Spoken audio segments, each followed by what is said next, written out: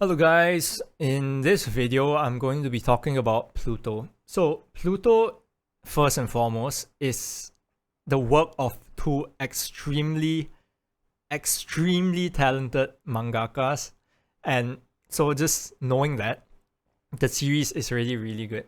So Pluto is a really good series and I've written a review on it. You can check it out in the description below, but I won't be talking about the series itself. I would like to talk about the impact of the themes of Pluto in this video. So talking about Pluto, I just want to talk about one very specific thing that this series contains, and that is robot emotion. I think the entire fact that the story basically revolves around robots, which acts like humans, brings a very strong theme of how far robotics should go.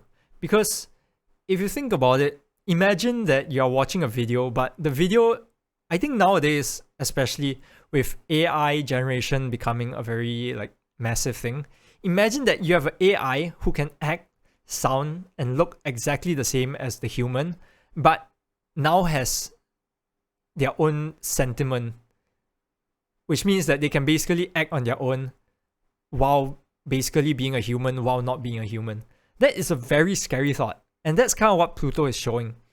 It kind of shows that at this point in time, robots have grown to the point where they are so technologically advanced that you basically cannot tell them apart from normal humans. And the main villain of Pluto, which is Pluto himself, kind of shows that the limit of how far you should really go with doing something like creating an AI for a robot. And I think it's just very hard to explain in words. Is this a sort of feeling and that questioning of robot emotions that Pluto is able to pair up with the sort of suspense and thrillerness of the series? This makes this series into a really thought-provoking kind of series. I think that's the best way to put it. Pluto is very thought-provoking. While being a really good series, it just constantly surrounds this idea of robots' emotions, and that idea is just so interesting to keep thinking about.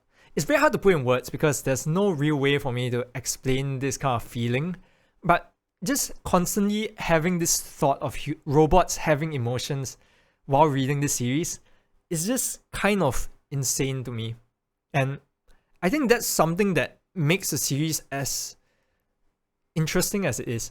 It has an idea which should not be possible be written out in a series, and then because of that, it makes you think about what if it actually happens in the world. Because I think right now in this current world where AI has grown so rampant, that this kind of future might end up becoming possible.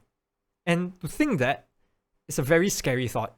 I think the fact that Pluto has such strong ideologies and ideas into such a well-written story is just wild to me. It's written so well and it's so thought-provoking. And I think it's similar to Hirayasumi in that it's different in the sense that it does not help me grow, but as a series just makes me think about something a lot. To me, that series is just done more than it's supposed to do. And that's kind of where Pluto lies for me.